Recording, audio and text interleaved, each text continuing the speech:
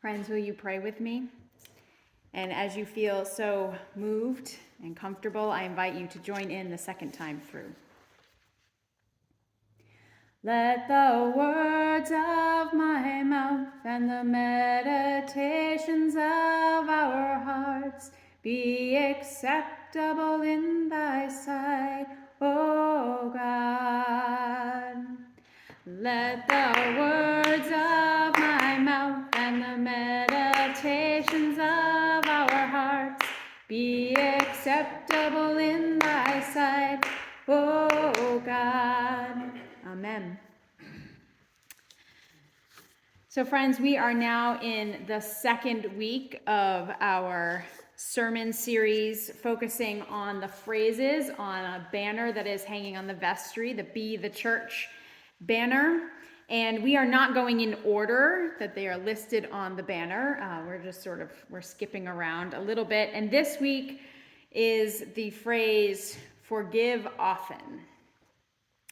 Now, I think forgiveness tends to have a reputation for being one of those core pieces of being a Christian, of Christian practice, is that we are to forgive one another,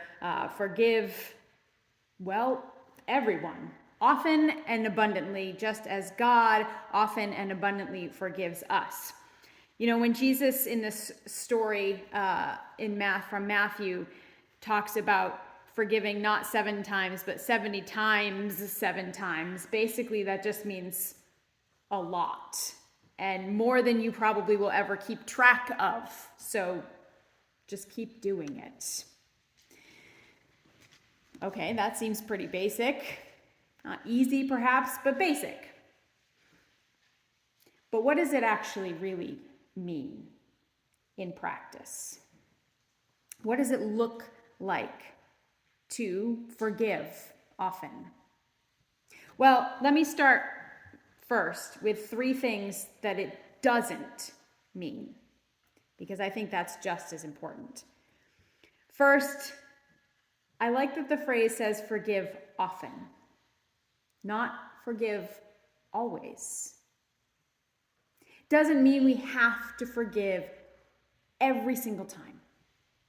It doesn't mean we have to forgive on command or demand, including by God. And it shouldn't be forgiveness just out of sort of people-pleasing tendencies. You know who you are. We're like, this person's, they're unhappy, uncomfortable. Yeah, I forgive you. Let's go. Just push it aside. So that's number 1. 2, forgiveness does not mean not holding people accountable for their actions. And that includes allowing ourselves to feel and express anger and grief and whatever other emotion comes from being in a situation where we have been caused some sort of harm.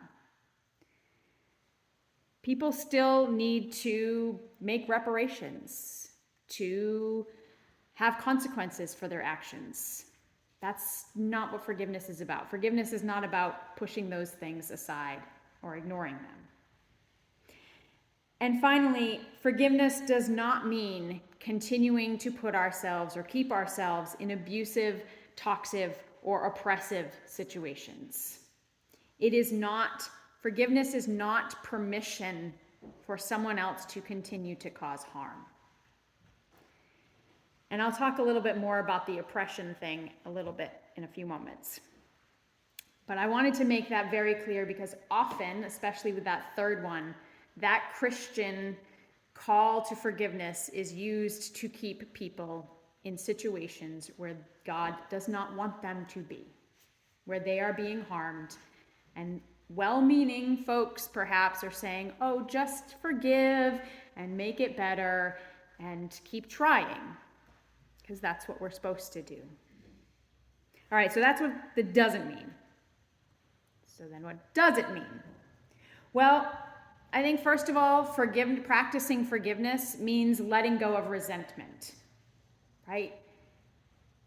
There's that phrase, and I Googled it because I knew it, and my goodness, lots of people have grasped onto this phrase. I don't know who the original person was, but holding on to resentment is like taking poison and expecting the other person to die.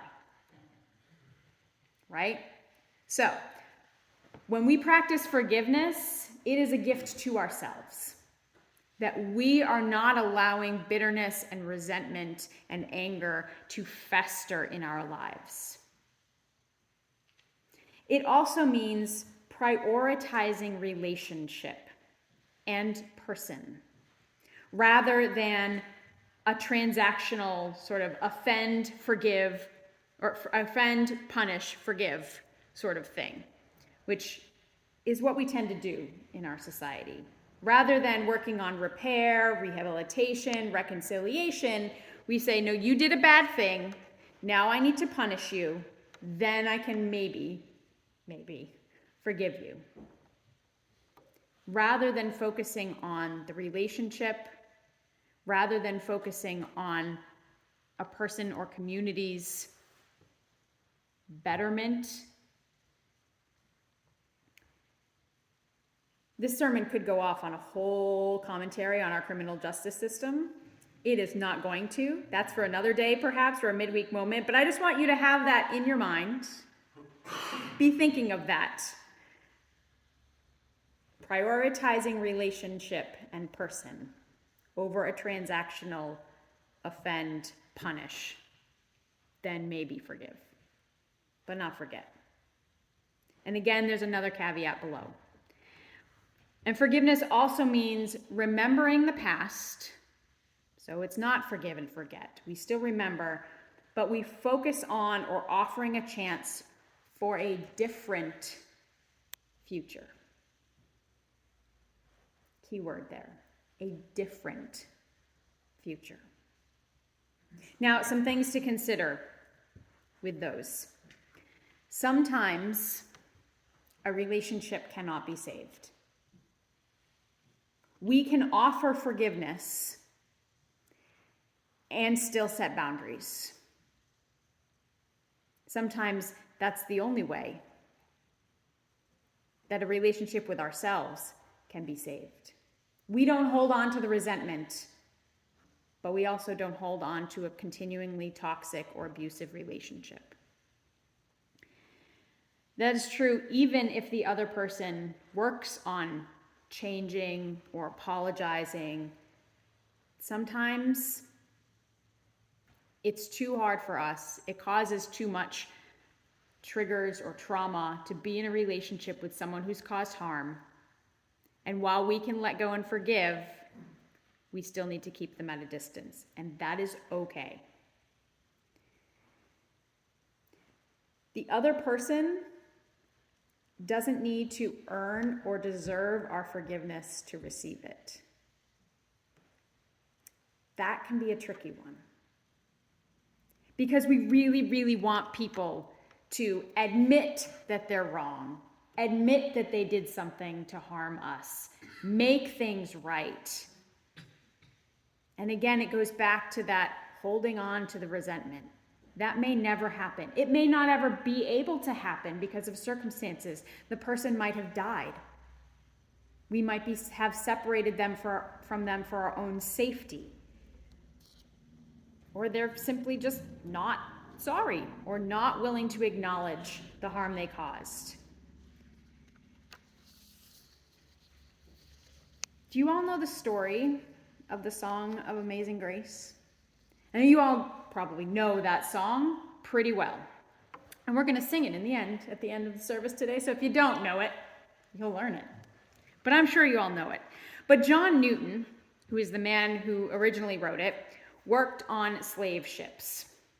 And apparently, even among sailors who are not known for clean language at all, he was getting in trouble for his language.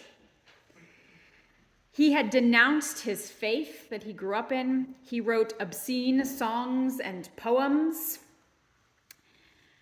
But one night, in a moment of desperation, in a storm where it seemed like the ship he was on was going to capsize, he cried out to God for mercy. A God that he had forsaken. And later, back in safety and more calm times, he reconsidered his words. And he wondered whether, given his previous actions and life, if he was worthy of that mercy which he had asked for. He began to turn his life around. He eventually became the curate of a parish, and that's where he wrote Amazing Grace, the first line of which is based on this story we heard from Luke, which we call the story of the prodigal son. Later, he became an abolitionist, and the song was often used in that movement. Did he earn grace after his years of living faithfully? Did he deserve it, working on ships that transported thousands of people as property in horrible conditions that killed many of them? No, he didn't. That little story that I just read was actually from a previous sermon that I preached on that text from Luke in 2013. Now, in that sermon, I sort of just read that little piece, and then I spoke about being celebrated by God might seem unfair to those who already were living continuously godly lives, sort of like that older son in the prodigal son story. But, that's grace. And that's where I left it. And I've gained a little wisdom in the ensuing 10 years, and I look at that and I'm left a little unsettled. And here's where we come back to the oppression. Maybe God forgave John Newton. But what about the people that he aided in kidnapping and enslaving, and all their descendants? Should they? Could they? I think we should consider two situations in our country. The first being sort of a dual situation, colonization and slavery, both of which might be considered genocide. Both included broken treaties and agreements, moving people against their will, a suppression of culture, so many things wrapped up into those two parts of our history. Many, many times, this history gets brought up, and white folks are ready to move on. We acknowledge it's part of our history, but do we have to keep bringing it up? Why, a couple hundred years, a few generations later, why do these issues keep coming up? Why can't we just move on? Why do Black folks call for reparations? Why are Indigenous people still angry? Why can't they just forgive and let it go, and we can all hold hands and sing Kumbaya, and all will be fine? Remember what forgiveness is not. It is not on demand. It is not holding people accountable for their actions, even generations later. And it is not continuing to stay in oppressive or toxic situations. Which, let's be honest, our country's not ready to hold hands and sing Kumbaya with our Indigenous neighbors and our Black siblings, because they're still in situations of oppression very often. And we're still not acknowledging that. The second situation I would like to consider is gun violence.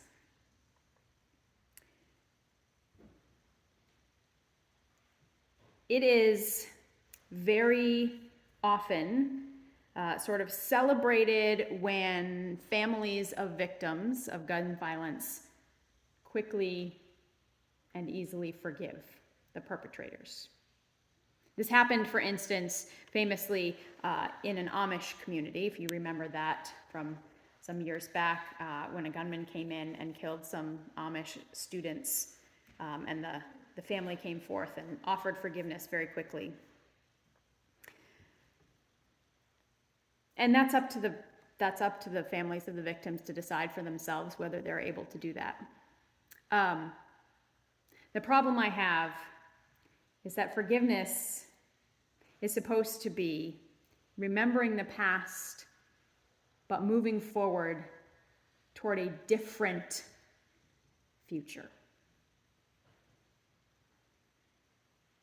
And what I honestly, personally, have a problem forgiving are not the perpetrators of gun violence as individuals, but the systems that allow them to continue obtaining guns, the rhetoric of hate and division and misogyny that feeds into that, and the lack of action by the members of our government, which continue to seem to accelerate us not towards a different future, but a continually repeating over and over and over again. So I don't know if forgiveness is appropriate in either of those situations quite yet. Accepting the abundant, frequent, and unmerited grace and forgiveness that God offers each one of us and collectively as a society, as a community, and others, and prioritizing our relationships and reconciliation over formulaic and transactional punishment might enable us to forgive more easily and more often. And I hope it does. But if we can't, for whatever reason, I hope we know that God's grace covers that too. And we are not somehow lacking or disobeying God in our inability to offer forgiveness at all times. But we can try as often as we can. Let us take a few moments before our next hymn for a time of silent reflection on the words of Scripture and the words of this message.